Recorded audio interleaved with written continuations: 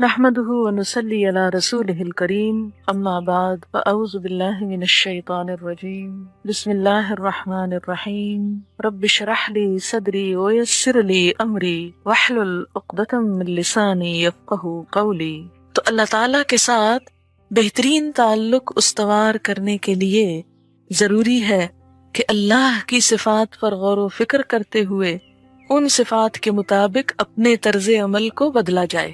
اگر طرز عمل نہیں بدلے گا تو اس کے ساتھ تعلق درست نہ ہو سکے گا، آپ اس کے محبوب بندے نہ بن سکیں گے۔ دنیا میں بھی آپ دیکھیں کہ جب آپ کسی انسان سے دوستی کرتے ہیں تو اسی بنا پہ دوستی ہو سکتی ہے جب آپ کو اس میں اپنے والی خصوصیات نظر آئیں کہ نہیں۔ اگر ٹوٹلی اپوزٹ قسم کی خصوصیات ہوں اور کوئی بھی چیز کامن نہ ہو تو تعلق نہیں رہ سکتا۔ اس کا یہ مطلب ہرگز نہیں کہ ایک شخص دوسرے کی فوٹو کاپی ہوگا یا ہم شکل ہوگا یا بالکل ہی ہم عمر ہوگا کہ ایک ہی دن کی پیدائش ہو، ڈیٹ آف برتھ ہو، یا ایک ہی اسٹیٹس ہوگا یا ایک ہی بیک گراؤنڈ ہوگا، یہ ضروری نہیں ہے۔ تو اللہ سے تعلق میں بھی یہ چیزیں نہیں کامن، نعوذ باللہ کہ ہستی میں کوئی برابری ہو یا کوئی کسی بھی اور چیز میں برابری، لیکن جب تک ان صفات کا عکس ہم میں نہ آئے ہم اللہ کی نگاہوں میں جچ نہیں سکتے۔ جیسے آپ کسی انسان کی نگاہ میں جچ نہیں سکتے جب تک آپ اس کے معیار پہ پورے نہیں اترتے، آپ کے اندر وہ چیز اسے نہیں نظر آتی جو اس کا ایک خاص معیار ہے۔ اب دیکھیں نا کہ عموماً دوستی کب ہوتی ہے؟ جب کچھ چیزیں کامن ہوں۔ اسی لیے کہا جاتا نا کہ انسان اپنے دوست سے پہچانا جاتا ہے کہ وہ خود کیا چیز ہے، کیونکہ دوستی انسان اسی سے کر سکتا ہے کہ جس سے دوستی کی جا رہی ہے اس کے اور اس کے درمیان کوئی کامن کیریکٹرسٹکس یا خوبیاں یا عادات یا کوئی بھی چیز ایک جیسی ہو۔ اگر ہم اللہ تعالیٰ سے بھی تعلق قائم کرنا چاہتے ہیں تو یہ نہیں ہو سکتا کہ اللہ کی پسند تو کچھ اور ہو اور ہماری پسند اس کے بالکل برعکس ہو، پھر ہم اللہ سے تعلق کے قابل نہیں ہو سکتے۔ یعنی کوئی سنگ دل انسان، بے رحم انسان، مخلوق پہ سختی کرنے والا انسان اللہ کا دوست نہیں ہو سکتا۔ اللہ کا دوست وہی ہو سکتا ہے جس کے دل میں بندوں کے لیے رحم شفقت ہو۔ حضرت انس سے روایت ہے کہ حضور صلی اللہ علیہ وسلم نے فرمایا، کیا میں تمہیں ایسے لوگ نہ بتاؤں جو نہ نبی ہوں گے نہ شہید، لیکن اللہ کے ہاں ان کا مقام اتنا اونچا ہوگا کہ نبی اور شہید بھی ان کو دیکھ کر خوش ہوں گے، وہ نور کے خاص ممبروں پر بیٹھے ہوں گے اور پہچانے جائیں گے۔ صحابہ نے پوچھا، یا رسول اللہ صلی اللہ علیہ وسلم وہ کون لوگ ہوں گے؟ آپ نے فرمایا کہ وہ لوگ جو اللہ کے بندوں کو اللہ کا محبوب بناتے ہیں اور اللہ تعالیٰ کو اس کے بندوں کا محبوب بناتے ہیں، یعنی بندوں کو اللہ سے جوڑتے ہیں اور بندوں کے اندر ایسی صفات پیدا کرتے ہیں کہ اللہ ان بندوں سے محبت کرے، زمین پر بھلائی پھیلاتے ہیں۔ حضرت انس فرماتے ہیں کہ میں نے پوچھا کہ یہ بات تو سمجھ میں آتی ہے کہ اللہ تعالیٰ کو اس کے بندوں کا محبوب بنائیں، لیکن یہ سمجھ میں نہیں آ رہا کہ اللہ کے بندوں کو اللہ کا محبوب کس طرح بنائیں گے۔ اللہ کے بندوں کو اللہ کا محبوب کہ اللہ بندوں سے پیار کرے۔ آپ نے فرمایا کہ وہ اللہ کے بندوں میں دین کی طلب پیدا کرتے ہیں، ان کو برے کاموں سے روک دیتے ہیں، اور وہ کام جو اللہ کو پسند ہیں اس کا حکم ان کو دیتے ہیں، اور جب بندے اللہ کے پسندیدہ کام کرنے لگتے ہیں تو وہ اس کے محبوب بن جاتے ہیں۔ یعنی جب وہ بندوں کے دل میں اللہ کی محبت پیدا کر دے اور بندے اللہ کی محبت میں کام کرنے لگے تو اللہ کے محبوب ہو جائیں گے۔ یہ بہقی کی روایت ہے۔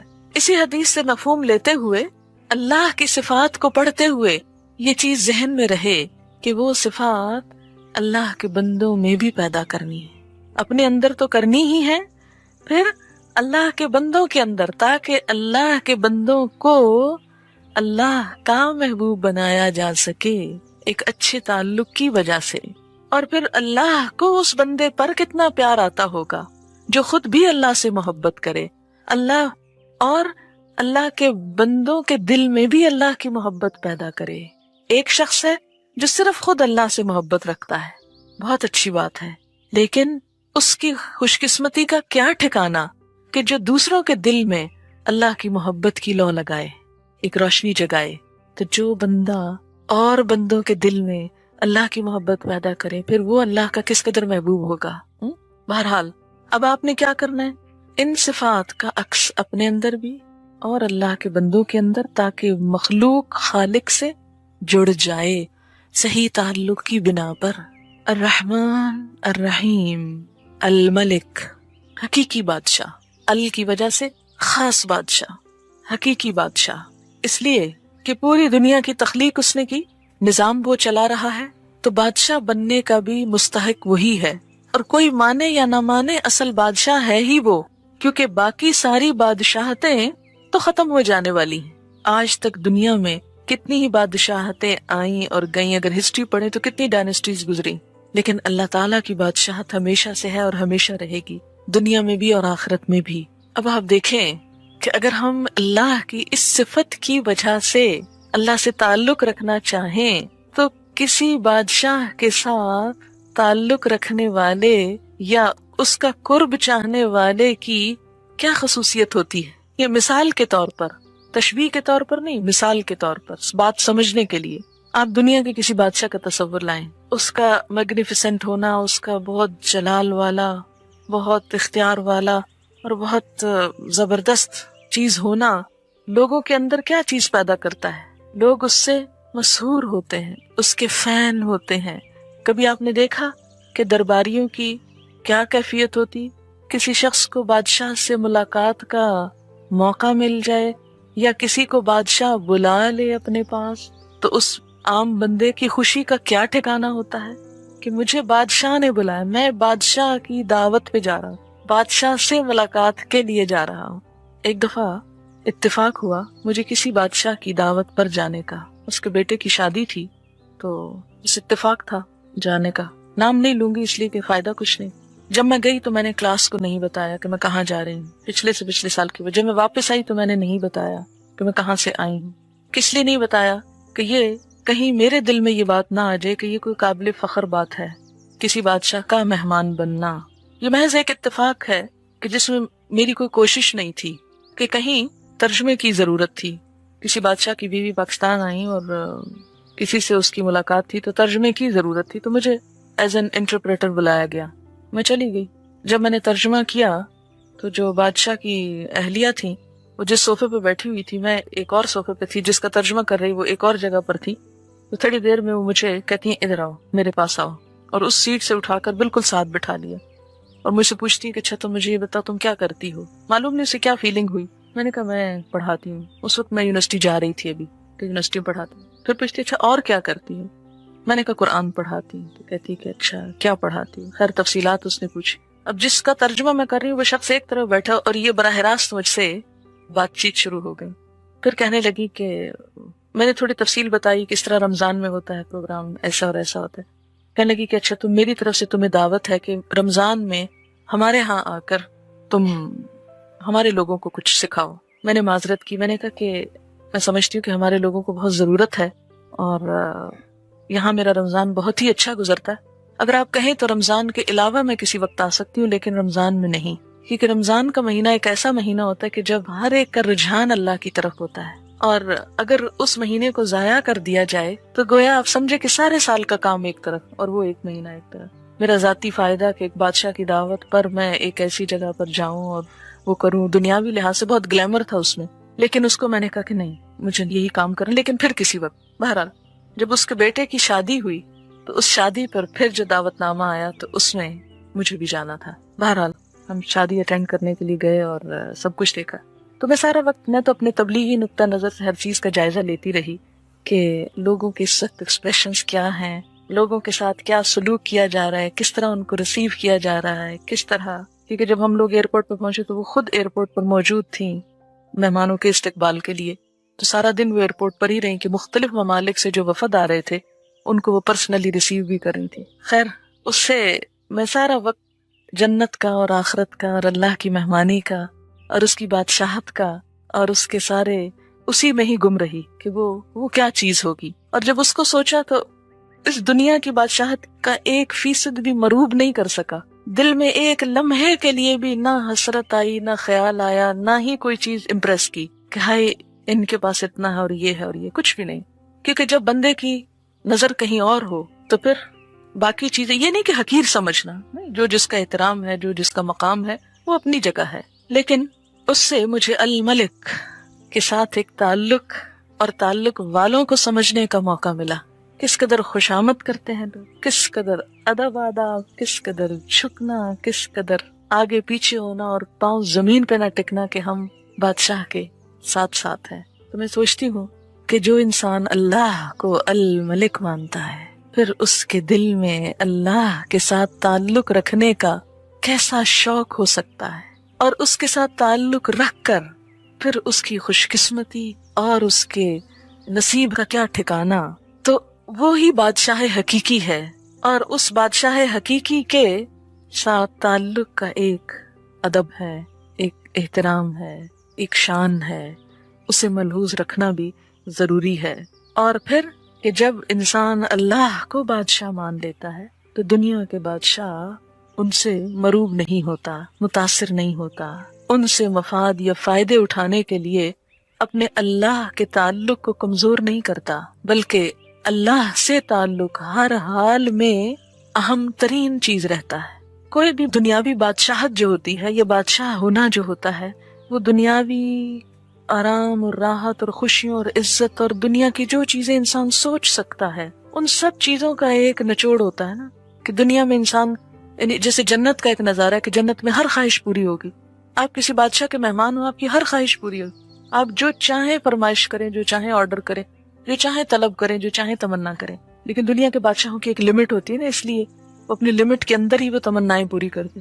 لیکن اللہ کے خزانے تو بہت وسیع ہیں، جو سب دے کے بھی کچھ ختم نہیں ہوتا. اس میں سے جو شخص کسی دنیا کے بادشاہ سے تعلق رکھ کے اپنے آپ کو بڑا سیکیور محسوس کرتا ہے، بڑا پراؤڈ فیل کرتا ہے، اگر وہ اللہ کی بادشاہت کا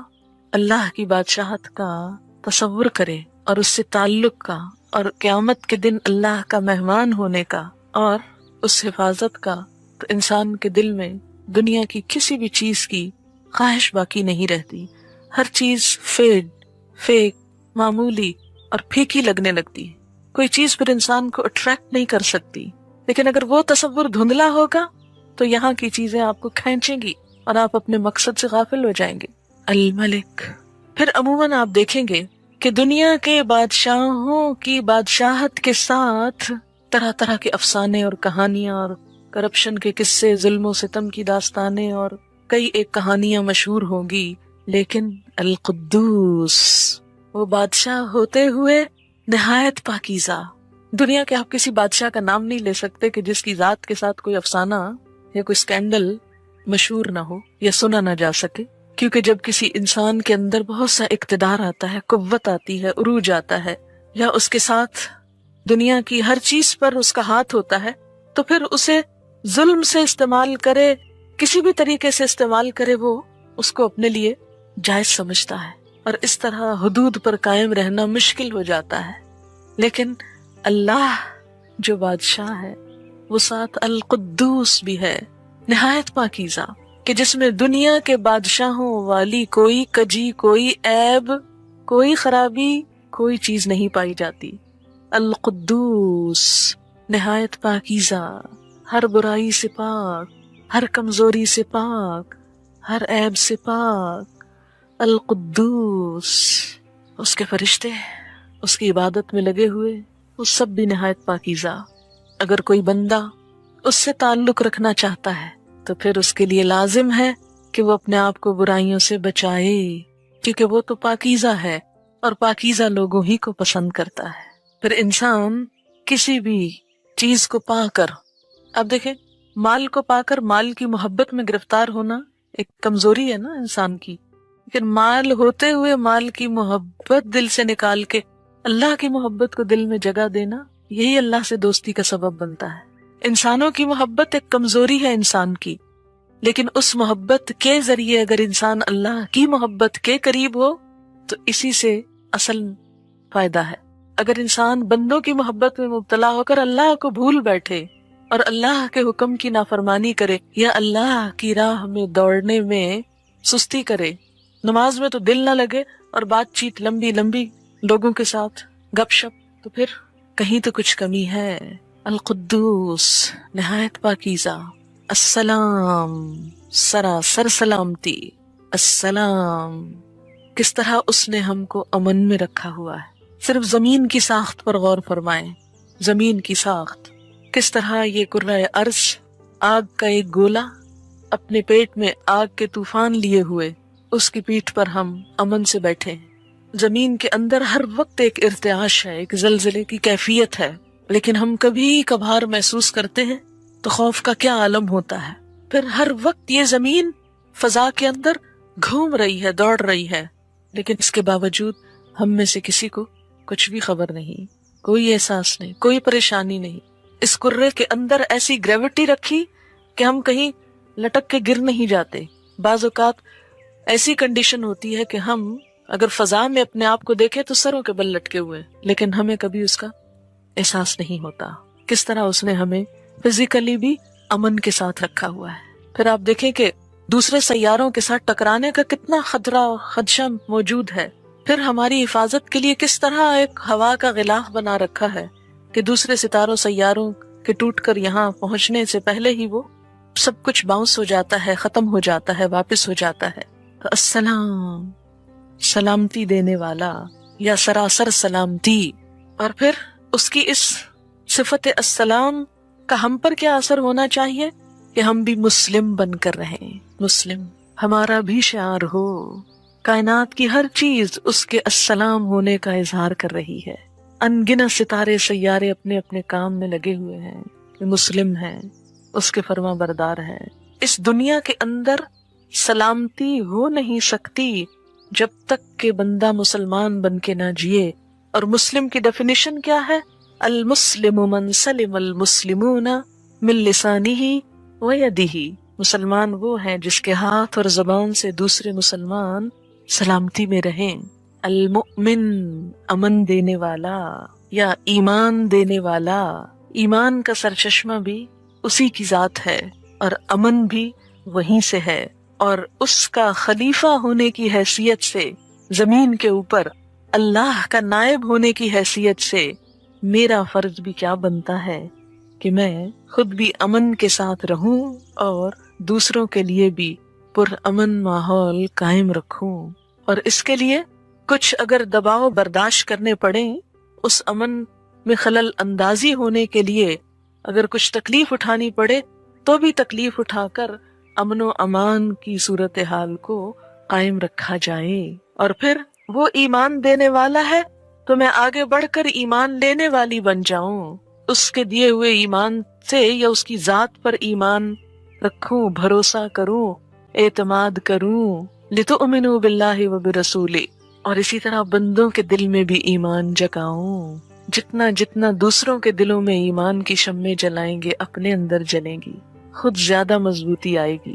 مؤمن، کیا میں بھی امن کی پیغامبر ہوں یا فساد جھگڑا اٹھانے والی؟ حمالۃ الحطب۔ اللہ نے اگر ایمان مجھ تک پہنچا دیا، کیا میں اس کی مخلوق تک پہنچا رہی ہوں؟ کتنے ہی بندے اس کے ایسے ہیں جو کافر ہیں، جو ایمان سے خالی ہیں۔ کیا میں نے کوئی کوشش کی کہ ان بندوں تک ایمان کو پہنچاؤں، یا صرف اس کی یہ نعمت لے کر بیٹھ گئی اپنی ہی ذات تک؟ کسی بھی چیز کی قدردانی تو اسی وقت ہو سکتی ہے، شکر گزاری تو اسی وقت ہو سکتی ہے کہ جب اس کی دی ہوئی نعمت کا صحیح استعمال کیا جائے۔ مثلاً اگر آپ اپنے بچے کو ایک پینسل تراش لے کر دیں، شارپنر، اور وہ اس میں پینسل کی بجائے پین تراشنے لگے تو پین کا بھی کباڑا ہوگا اور پینسل تراش کا بھی، تو آپ کیا کہیں گے کہ اس نے قدردانی نہیں کی اس کو غلط استعمال کر کے۔ کسی بھی چیز کا یہی حال۔ مثلاً آپ لوگوں کو یہاں پڑھنے کے لیے یہ کمرہ مہیا کیا گیا، کرسیاں دی گئیں کہ آپ ان پر بیٹھ کر علم حاصل کر سکیں، اور کچھ لوگ ان پر لکھنے اور ان کو پھاڑنے کے کام میں لگ گئے، تو انہوں نے دراصل کیا کیا؟ امن میں خلل اندازی کی، اور اس کے علاوہ اس نعمت کی جو انہیں بغیر کسی قیمت کے ملی تھی اس کی قدردانی نہ کی۔ تو جب بندہ اللہ کا حق ادا نہیں کرتا، جیسا کہ آتا ہے وما قدر اللہ حق قدرہ، تو یہی ہے ناشکری کہ اس نے تو ہمیں ایمان دیا، امن دیا، ہم اسے آگے نہ پہنچا سکے، آگے نہ دینے والے بنے۔ اس نعمت کا صحیح استعمال نہ کیا، قدردانی نہ کی۔ المہیمن، نگہبان، وہ ہماری نگہبانی کر رہا ہے، حفاظت کر رہا ہے۔ ہم اس کی حدود کی کس حد تک نگہبانی کرتے ہیں، اس کی بتائی ہوئی بنائی ہوئی حدوں کو کس طرح ان کا خیال رکھتے ہیں۔ مہیمن، العزیز، سب پر غالب، زبردست۔ اگر وہ العزیز ہے تو مجھے کیسا ہونا چاہیے؟ اس کے سامنے جھک جانا چاہیے، اس کی اطاعت کرنا چاہیے، اور یہ سوچ لینا چاہیے کہ وہ مجھے پکڑنے پر پوری طرح قادر ہے۔ میں کہیں بھی اس سے بھاگ کر جا نہیں سکتی، کہیں بھی فرار حاصل نہیں کر سکتی۔ العزیز، عزت والا، غلبے والا، الجبار، سب سے زبردست، الجبار، سب سے زبردست۔ یہ اس لیے بتایا گیا کہ کہیں انسان اس کی صفت رحمت کو دیکھتے ہوئے منمانی نہ کرنے لگے، گناہوں میں شیر نہ ہو جائے، اور یہ نہ سوچے کہ میں جو چاہوں کر لوں، اللہ تعالیٰ تو رحمان و رحیم ہے۔ نہیں، وہ دوسری طرف الجبار بھی ہے، بہت زبردست بھی ہے، المتکبر، بڑائی اور بزرگی والا، بڑا ہی ہو کر رہنے والا۔ یہ تو بس اللہ ہی کی صفت ہے۔ کسی بھی بڑے کے سامنے چھوٹا کیا کرتا ہے؟ عاجزی سے رہتا ہے۔ اگر کوئی کمزور ہستی کسی کی بڑائی چھیننے لگے، بڑا بننے لگے، تو وہ اس کو زیب ہی نہیں دیتی۔ کوئی بھی انسان جب ایسا کوئی کام کرے کہ جس کا وہ اہل نہیں، تو وہ چیز اس کو بدنما بنا دیتی ہے۔ ایک شخص جو کچھ بھی پڑھا لکھا نہ ہو، اگر استاد بننے کی کوشش کرے تو وہ اس کام کو آسان طریقے سے ادا نہ کر سکے گا، اس کو بدنما بنا دے گا۔ بڑائی صرف اللہ کی صفت ہے، بڑا ہو کر رہنے والا صرف وہ ہے، اسی کا حق ہے۔ تکبر اسی کے لائق ہے۔ اگر کوئی انسان جو حقیقت میں چھوٹا ہے، اگر تکبر کرنے کی کوشش کرے گا، بڑا بننا چاہے گا، تو کیا ہوگا؟ یہ تکبر اس کو بدنما بنا دے گا۔ اگر اللہ المتکبر ہے تو مجھے سب سے بڑھ کر عاجز بن جانا چاہیے، اور اس کے تکبر کو کبھی بھی اپنی طرف لانے یا اپنے اندر لانے کی کوشش نہیں کرنی چاہیے۔ جیسا کہ روایت میں آتا ہے، اس کا مفہوم کچھ اس طرح ہے کہ تکبر میری چادر ہے، یعنی بڑائی صرف اللہ کو زیب دیتی۔ اگر کوئی وہ مجھ سے لینے کی کوشش کرتا ہے، یعنی اللہ کی چادر چھیننے کی کوشش کرتا ہے، تو اللہ کے غضب کو دعوت دیتا ہے، یعنی وہ اللہ کی ناراضگی کو دعوت دیتا ہے، کیونکہ وہ خود المتکبر ہے۔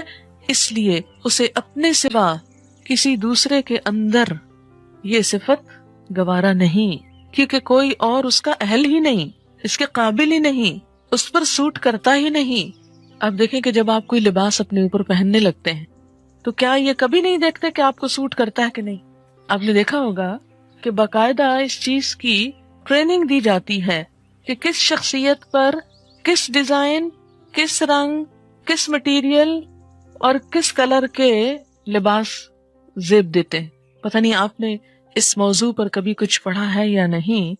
مجھے کافی عرصہ پہلے اس پر کچھ پڑھنے کا اتفاق ہوا تھا کہ بیضوی شکل کے چہروں پر، اس رنگ کے شکلوں پر کون سے رنگ اور کون سے لباس اور کون سے ڈیزائن جو ہے وہ سوٹیبل ہوتے ہیں۔ باقاعدہ ایک فن ہے یہ۔ لباس کے معاملے میں کس قدر کانشیس ہیں ہم کہ نہیں، یہ سوٹ نہیں کرتا مجھ پر، یہ رنگ میرے لیے اچھا نہیں، حالانکہ وہ بڑا خوبصورت رنگ ہو سکتا ہے۔ تو بالکل اسی طرح کچھ عادات کا رنگ بھی اور کچھ صفات بھی آپ کے لیے سوٹ نہیں کرتی، آپ کو زیبا نہیں، آپ ان کے اہل نہیں، وہ آپ کو اپنے اندر نہیں لانی چاہیے۔ اور انہی میں سے ایک صفت المتکبر کی ہے۔ بڑا بننے کی کوشش مت کریں، تکبر نہ کریں۔ جو دنیا میں تکبر کرے گا، آخرت میں ذلیل و رسوا ہوگا، چیونٹیوں کی شکل میں اٹھایا جائے گا، اور لوگ پاؤں تلے ان کو روند رہے ہوں گے۔ جہنم کے ایک غلیظ ترین نالے میں اسے رکھا جائے گا، جس کی بدبو نہایت شدید ہوگی۔ اسی طرح کہا جاتا ہے کہ تکبر اللہ کی صفت ہے۔ جب انسان تکبر کرتا ہے تو اللہ کی کبریائی میں شریک ہو کر شرک بھی کرتا ہے۔ جب انسان تکبر کرتا ہے تو ایک طرح سے شرک کا ارتکاب کرتا ہے، اور اس طرح اپنے آپ پر ہی ظلم کرتا ہے، کیونکہ وہ بڑا بن تو سکتا ہی نہیں، لیکن جب وہ کوشش کرتا ہے بڑا بننے کی، جب بڑا بننے کی کوشش کرتا ہے تو اس کو زیب ہی نہیں دیتا. جیسے کہ گدھا شیر کی کھال پہن کر اگر شیر بننا چاہے تو وہ شیر بن سکتا ہی نہیں، اور وہ اس کو سوٹ کرتا ہی نہیں، وہ الٹا اس کی شامت بلانے کا سبب بنے گا. اسی طرح جو صفت ہم کو زیب نہیں دیتی وہ المتکبر ہونے کی ہے، بلکہ یہ اللہ کی صفت ہم سے کیا تقاضا کرتی ہے کہ اگر ہم اللہ سے تعلق رکھنا چاہتے ہیں تو عاجز بن جائیں، تکبر اپنے اندر سے نکال پھینکے. اس لیے فرمایا کہ رائی کے دانے برابر بھی تکبر ہوگا تو اللہ کی جنت میں داخل نہ ہو سکو گے. رائی کا دانہ، اتنا چھوٹا سا تکبر بھی. تو تکبر اپنی گفتگو میں، اپنے قول میں، اپنے رویے میں، اپنے بولنے کے انداز میں، کسی بھی چیز میں ناپسندیدہ ہے. ہاں، پوری دنیا آپ کے دروازے پہ لا کے ڈھیر کر دی جائے تو بھی آپ کو حق نہیں تکبر کا، کیونکہ خود زمین کی حیثیت پوری کائنات کے اندر کتنی ہے؟ بس ایک ذرے سے بھی کم کی، مائکروسکوپک ذرے کی، اور اس پر اتنے سارے کانٹیننٹس اور ملک، اور اس کا بھی صرف ایک حصہ خشکی ہے، 3 حصے پانی، اور اس ایک حصہ خشکی میں بھی کتنے کانٹیننٹس، اور ان کانٹیننٹس میں سے بھی کتنے کنٹریز، اتنے کنٹریز میں سے پھر سٹیز. سٹی میں آپ کا نام، آپ کی ذات، کیا حیثیت ہے اس کی؟ کچھ بھی نہیں. ایک قلم کی نوک پر چمٹے ہوئے لاکھوں کروڑوں جراثیموں میں سے ایک جراثیم، بس ابتدا تو وہیں سے ہوئی نا، ایک جراثیم سے. تکبر کہاں کو زیب دے گا؟ سوٹ ہی نہیں کرتا، ہضم ہی نہیں ہو سکتا. الخالق، تخلیق کرنے والا، بنانے والا، پیدا کرنے والا، اور اس صفت کی بنا پر اللہ کو ہر چیز کا خالق سمجھنا اور خود کو مخلوق سمجھنا کہ میں اس کی کریشن ہوں. تخلیق میں نہ میرا نہ کسی اور کا کوئی حصہ ہے، سب مخلوق ہے، صرف وہی خالق ہے. البارئ، جان ڈالنے والا، زندگی دینے والا، پیدا کرنے والا، اس کے سوا کوئی اور ہو نہیں سکتا، کوئی اور ہے نہیں. غیر محسوس طریقے سے ڈالتا ہے اور جب چاہے نکال بھی لیتا ہے. ہر متحرک زندہ چیز، لائف کی اوریجن اسی کی طرف سے ہے، خود سے خود کچھ نہیں ہو گیا. المصور، تصویر کشی کرنے والا، اوریجنلی ڈیزائننگ کرنے والا، ہر چیز کی اصل ڈیزائنر وہی ہے. آپ دیکھیں پہاڑوں کو کیسے ڈیزائن کیا، پتوں کو، پھولوں کو، انسانوں کے اندر ایک آنکھ کو کبھی آپ دیکھیں کیسے ڈیزائن کیا اس نے. بظاہر تو ہمیں دور سے سفید اور کالی چیز نظر آتی ہے نا، لیکن اگر قریب سے کسی کی آنکھ دیکھیں تو وہ جو کالا حصہ ہے اس کے اندر پھر حصے ہیں، اور اس کے اندر پھر باریک باریک لائنیں ہیں. کتنا خوبصورت ڈیزائن کیا. اگر ان کی جگہ 2 بٹن رکھ دیتا کیا حال ہو گیا ہوتا ہمارا، یا 2 سوراخ ہی رکھ دیتا اور بس کیا لگتے ہم. المصور. اور اسی اپنی صفت کی وجہ سے اس نے انسانوں کے لیے تصویر کشی کو ناپسندیدہ قرار دیا، خصوصاً جاندار چیزوں کی. یعنی کوئی بھی شخص البارئ نہیں ہو سکتا تو المصور بننے کی بھی کوشش نہ کرے، لیکن اس کی بنائی ہوئی تصویروں پر، خصوصاً انسانوں پر غور و فکر کرتا رہے. اور جب کوئی حسین انسان، خوبصورت انسان نظر آئے تو بجائے اس کا عاشق ہونے کے اللہ کا ہوا جائے جس نے یہ تصویر بنائی.